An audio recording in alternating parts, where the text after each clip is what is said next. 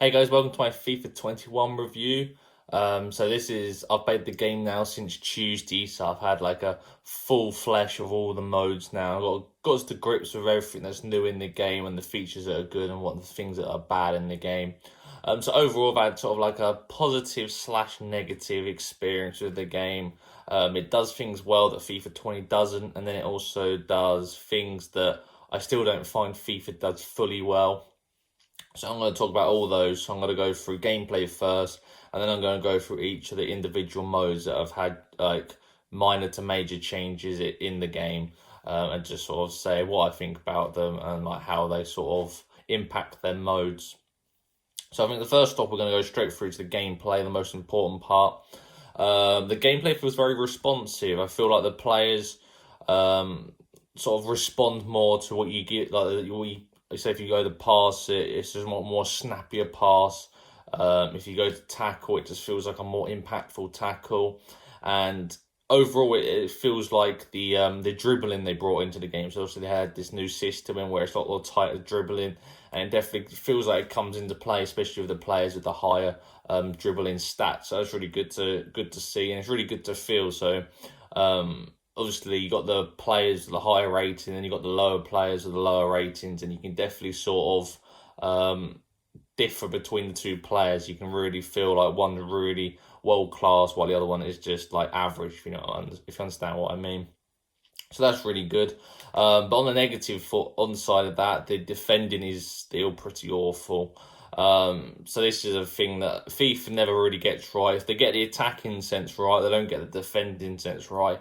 And the defending doesn't feel responsive in a way. Like, obviously you can control one of the players, but like you can't control them all. And when you're not controlling them all, they're just the AI controlling them, and they're just not exactly positioning themselves well to where they should be positioning themselves. So like when a cross comes in back post, the right back will sort of just be standing like that. We might go forward and just like not properly be aware of the situation and the player standing behind him or even going to attack the ball. It doesn't happen every time, but it's definitely something where I don't know if it's like a defensive awareness thing that's not quite like you need high defensive awareness to have it. But I mean, I've had times where I've played with Sergio Ramos and he'll just all of a sudden run forward like he's trying to play someone offside, and then it clearly not side because the defense hasn't moved up. It's just him moved up, and then he's sort of like obviously stepped back a bit, sort of just don't know what's happening, and they're just gonna store. So it's like situations like that is just it makes the game feel a bit. It's a lot more harder to play just because it's out of your control, and you still get these moments as well. So if you're playing against the AI, they will like all of a sudden play a quick few passes to the point you can't defend it because it's so quick, and then they'll be through and goal and they'll score. And it's just situations like that where you think like, well, what can I do to stop that? Maybe stop it in midfield, try to create a foul or something. But by the time they've made a few passes, you just can't simply flick between the players quick enough to adjust their positions and jockey them and to stop the chances. So it's a lot more player orientated defendings. The AI do a lot less. So you do have to switch around, maybe switch to one, position him slightly into a certain position, maybe quickly flick to another one to maybe close the ball down, stuff like that. It's a lot more harder. I think there's more skill in it involved in it. But obviously, the skill sort of goes out of the window when it's like a moment in FIFA where there's going to be a goal coming either way, especially sometimes when you can't clear your lines. I've had times where I've gone to boot the ball, but for some reason the player's just not kicked it up high enough, and it's just end up hitting a player, him quickly swiveling, turning through ball into a player, and they've gone and scored. So a situation like that damp the experience, but it's not going to happen on all the time. I think it's more difficulty pending, so like it would happen a lot more on Legendary than on World Class, for example. And I was playing on Legendary and Ultimate Team, and it was literally like playing online. They were just doing constant skills. And there's a thing I noticed as well. So if you're on the edge of the box or going towards the corner flag, so when it's like added time, so if you're in the 45th minute, it's 2 minutes added on, it would get to the point where it's like 55 plus 4 minutes, and it was only meant to be 2 minutes added on. They would just keep hovering around that corner flag, and the referee just does not blow the whistle. And when that time keeps building up, that's when you're going to think, oh, a moment's going to come now. And occasionally it does, and they'll go score, and you're just thinking, why is the referee not blowing the whistle?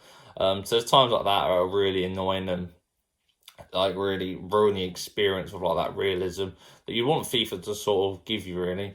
Also the strikers. So there's a new feature now where your strikers and wingers make direct runs in behind and they read the lines as well. So obviously the defenders are sort of pushing up, they'll sort of dip in, keep on sight, and then they'll make that diagonal run. And I think that's really good.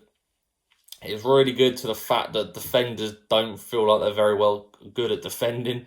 So like they'll make that run, and obviously they just don't slight read it. They don't try to sort of block the man off or anything like that. It's sort of just run through. And obviously, if you've got a pacey striker, 9 times out of 10 you are going to run through and probably score.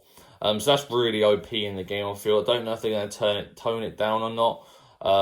But it's obviously a good realistic feature.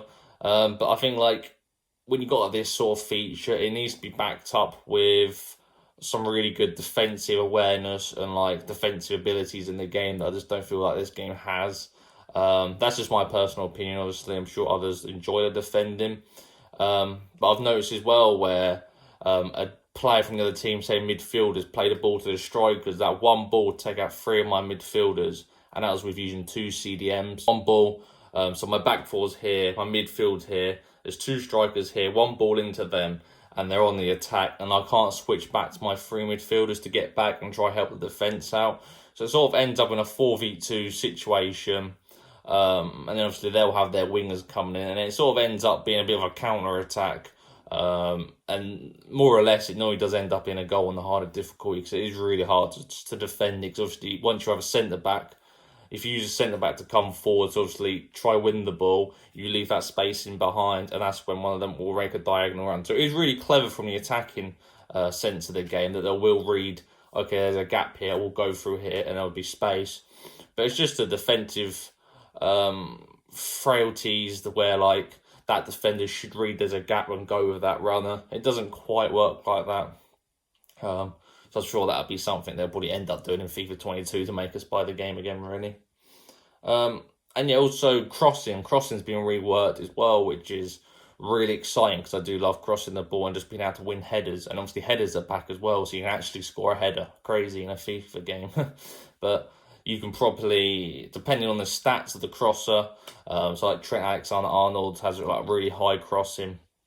He can proper whip the ball in early with power and precision, and if you've got a tall striker who's going to head it, a lot of the time you can win the header, and it will, I'd say about six times out of 10 it will go in, but obviously you're not always going to score with a header. Sometimes the keeper's going to save it, sometimes it's going to go wide, just like in real life, so it's not really OP. But it's nice just to have that feature as well. You're not going to see it online a lot, because obviously online people want to just do skills and everything like that. But I think it's really good in career mode, and that if you've got like a certain striker that if not much pace, you do have that opportunity to be able to play that sort of style of football where you can whip balls into the box. And they are really good. Obviously with the wingers running in behind, the wingers will come in late and they will be in space, and you can just put the ball, you can literally precisely put the ball onto that player, and normally you're going to score when that opportunity arises. So I really enjoyed that. And then there's also another feature as well that didn't really quite get highlighted to me, or highlighted in the game.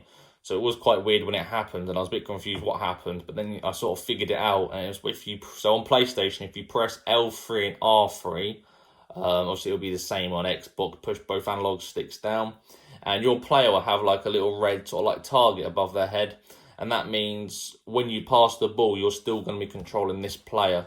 So if you do a quick pass, you can then make a run with that player by controlling him, and then you can ask for like a through ball or an over the top ball. And it's just another way of being able to get up the pitch a lot more easier. And I quite enjoy using that. It's not really the most easiest thing to activate when you sort of click both analog sticks. That's obviously takes time to get used to. But it's definitely something that you probably want to start using. I think it'd be very efficient in online play. Because I think it could be really hard for the defenders to track certain runs you make. So that's sort of the gameplay aspect of the game. I think it's a lot more improved over FIFA 20. Personally, I did enjoy the defending a bit more in FIFA 20. I did feel it was a bit more compact with the midfield helping the defence out. So moving on to our first gameplay mode. So I thought we were going to start with Ultimate Team, because actually it seems to be the most popular mode in FIFA. So I thought, let's start with Ultimate Team. So first off, we have stadium customization. So in stadium, you get this like custom stadium, so that you can't do it on all stadiums. There's like a specific one. So I presume they're probably going to add more custom stadiums.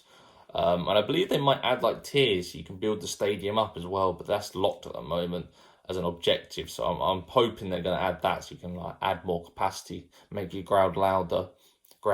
Sorry. But yeah, you can basically go from adding trophies to the side of the pitch.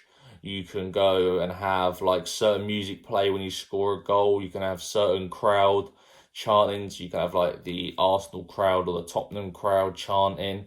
You can have different color stand, different color stairs. You can customize so much. And I think that's a really, really good feature they've added.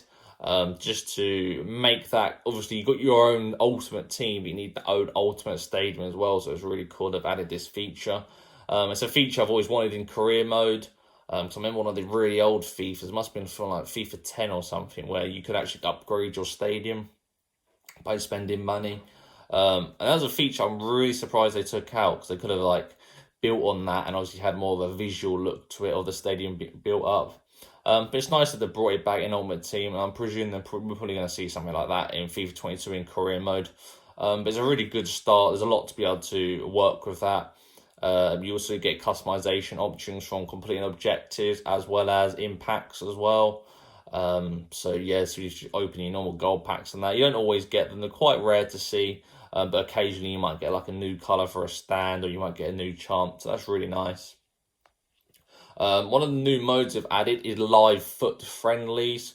So that is basically a new online friendlies mode where it's like a timed one. So it'd be like, I think about 2 weeks, and it'll be a certain sort of rule set, and then you'll have like an objective to go with it, which obviously goes onto like your should we call it battle pass system, where you obviously level up, and you basically like FIFA 20 Ultimate Team, you have that battle pass, you level up.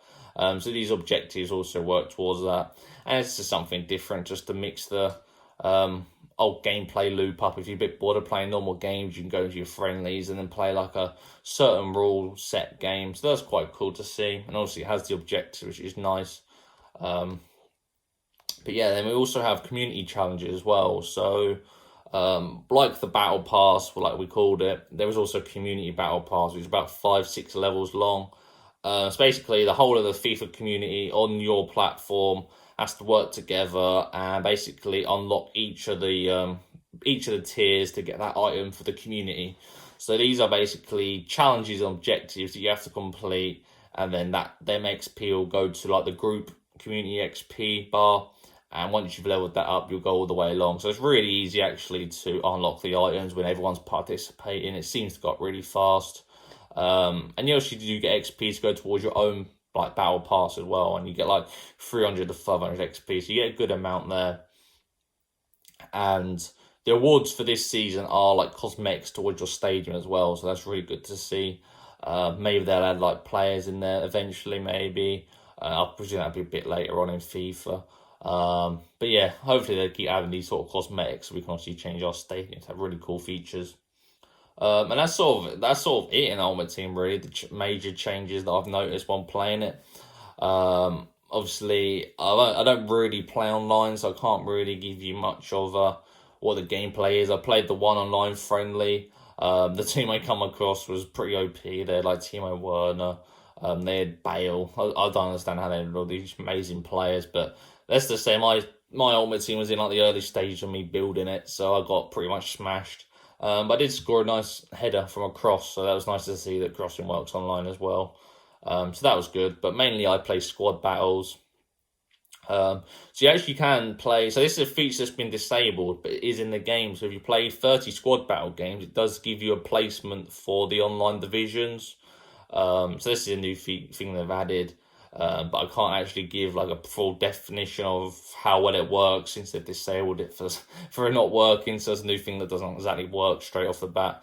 But obviously keep an eye on that. I think it's just a nice way to, you're playing your squad battle games, if that's the thing you always want to play, and then you'll get an actual rank for online. Then you maybe can try it out, play a few games, you'll get rewarded just like a win or two, so you'll get more coins and more packs, so you may as well just do that once a week. But yeah, that's it for Ultimate Team really. So moving straight on to career mode, so there's obviously this is probably one of my favourite modes in FIFA.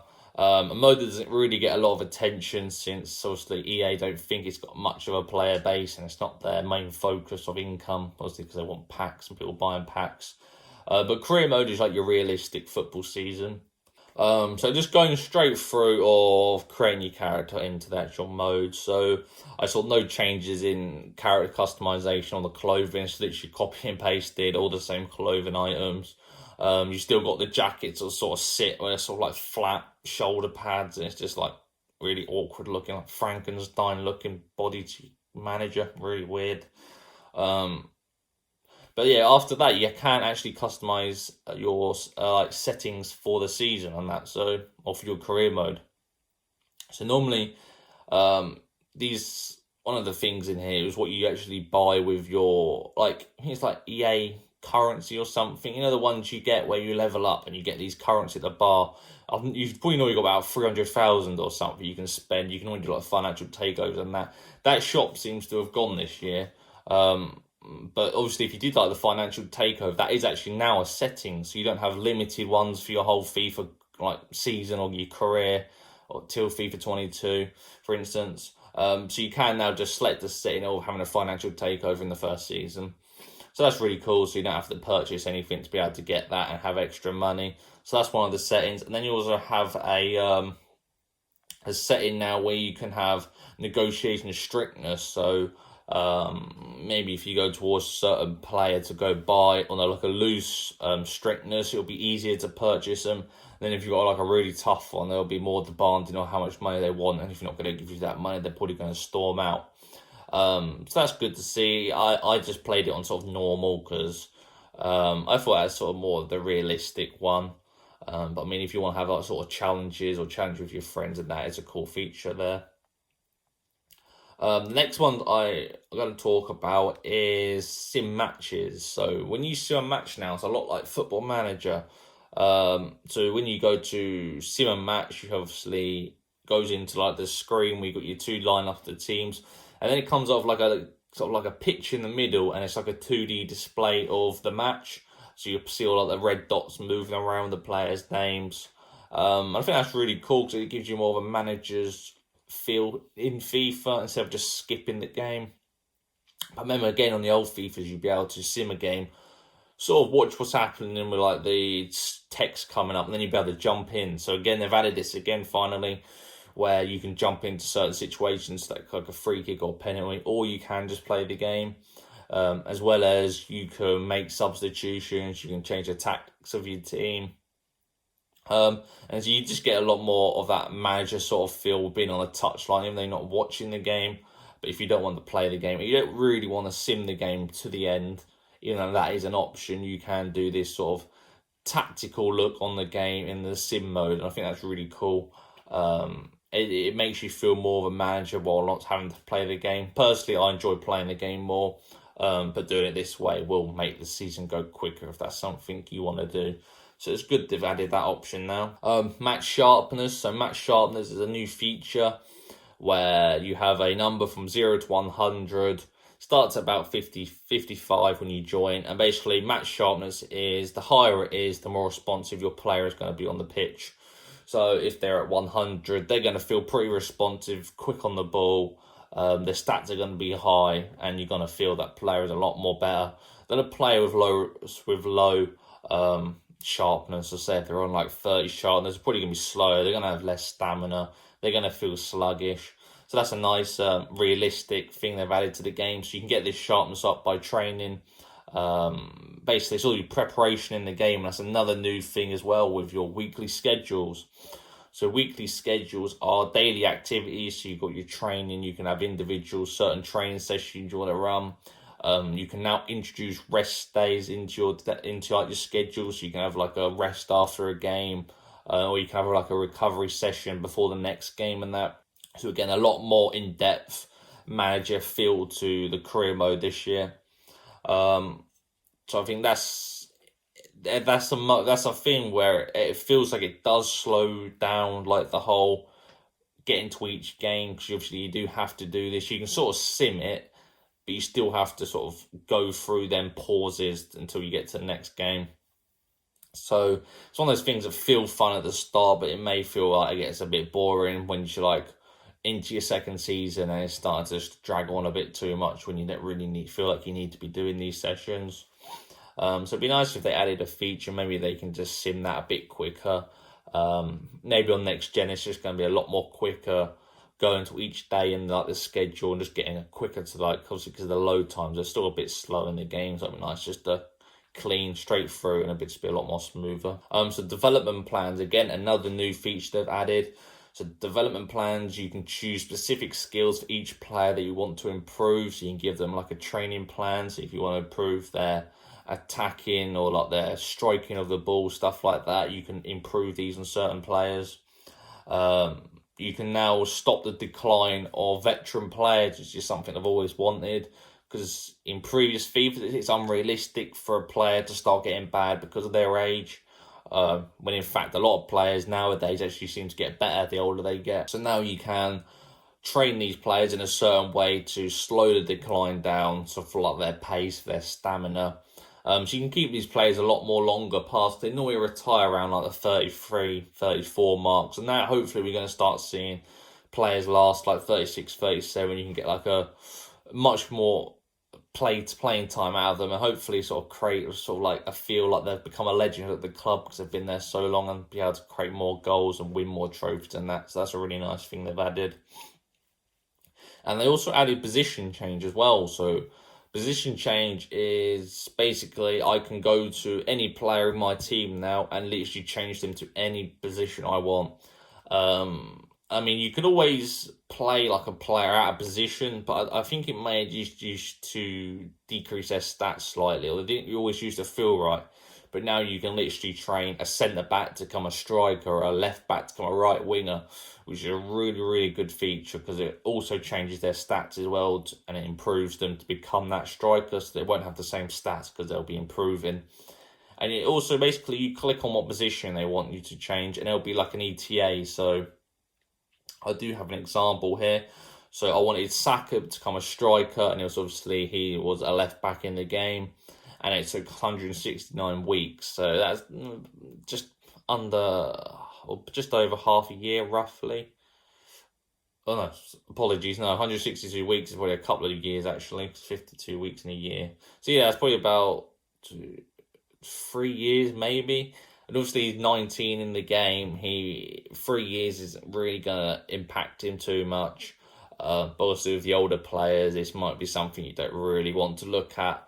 Even though it doesn't really affect their playing style while you're playing them in the game, because obviously you can still play them in that position.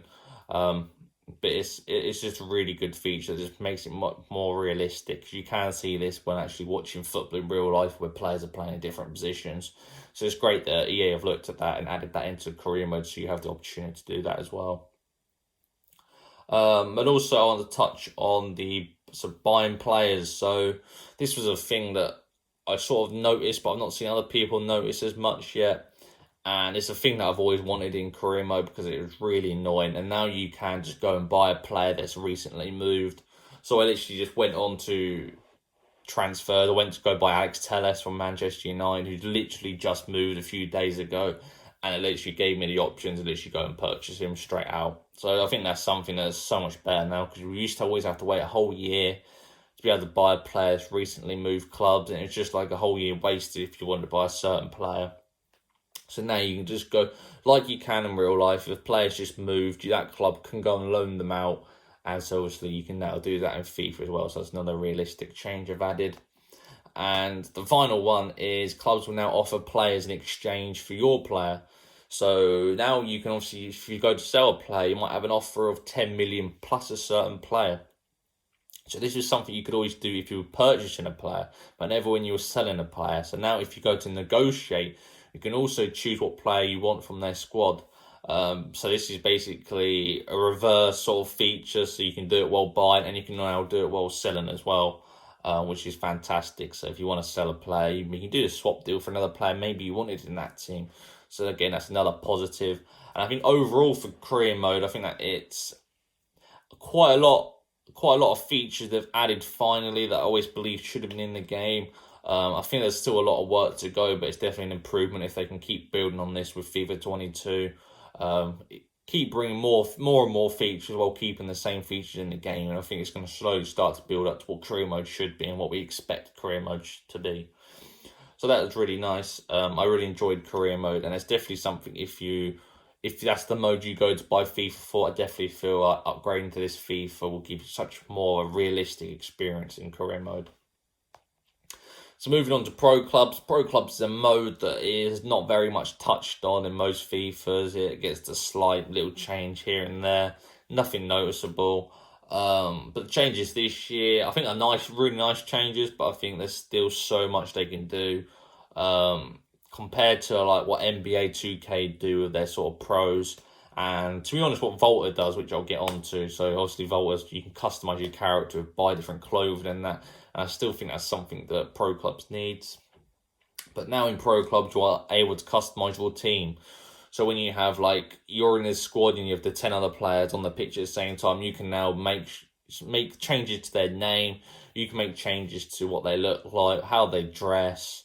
Someone how they take a free kick and everything like that, so you can much more make that team how you want that team. So literally the customization for each player is the same as your pro, which is really good because you have these random players. I think it's going to be really fun when you're playing with a friend to have a certain team and obviously starting to learn all their names and that and how they play and what they look like. I think it's a really fun feature. And then also we have in-depth tactics as well. So before the game, you can set player instructions of what players want to go forward or sit back or have a free roaming position on the pitch. And you can now sort of like change how you want to defend. So you can have like high pressure or you can have drop back. And then you can also do the one for the attacking. So there's the normal sort of tactical side you can see in like the kickoff mode or the ultimate team or career mode. So it's nice they've just brought that into Pro Clubs. Not a major change, but it's something that's obviously very welcoming. That was it I've seen with Pro Clubs. Obviously, I do enjoy Pro Clubs. That'll be something I'll get into with my friends. Also, we'll play a few seasons. We'll probably get as far as we can in division ranking. Maybe do a couple of tournaments and that. Maybe that'd be a good mode to have crossplay eventually in, because I feel like when FIFA gets towards a certain stage in its life cycle, I feel like the player base slowly starts to drop out. So it'd be nice to have that crossplay and just have like a bigger player base for that mode. And finally, we have Volta. So Volta is a mode that was introduced in FIFA 20. So it's basically FIFA Street in FIFA. It was a mode that wasn't massively welcomed by like the community really. Just because they're like adding a new mode, well, they could be focusing on the modes they have and improving those. So now a new feature, now you can defeat players in the game in like these certain matches. So if you beat Mbappe's team, you can now get Mbappe into your team. So you can start to build this proper ultimate team in Volta of street footballers, which is really fun. You can now have featured battles, which are limited time events, which is basically you can also unlock other kits, other clothing items, and so much more. And you can also have Volta Squads. So finally, Volta Squads is the mode you've probably been wanting if you play Volta. So now you can team up in co-op and basically play against each other, or you can play online, solo or competitive or cooperative. I think I'm saying that word right, cooperative. And basically go and play divisions against other Volta online players. So finally you got that online play rather than just couch co-op play. Something everyone would have wanted in Volta. And I'm sure I'm going to get into that once I sort of dive more into the Volta career mode and sort of once I played that. Got my level for my character. I was making him look nice and cool with all the different clothing items. All the clothing items I'd love to see in Pro Club and have all these sort of settings. But yeah, then go take on division rivals. So it's basically a whole new mode there for players who enjoy Volta. So I've pretty much covered all the main modes that have had changes now in FIFA 21. I'm going to give FIFA probably like a 7 out of 10 because I do think this has so many welcome changes to the game, especially career mode. that's a fantastic set of changes to enhance the mode itself.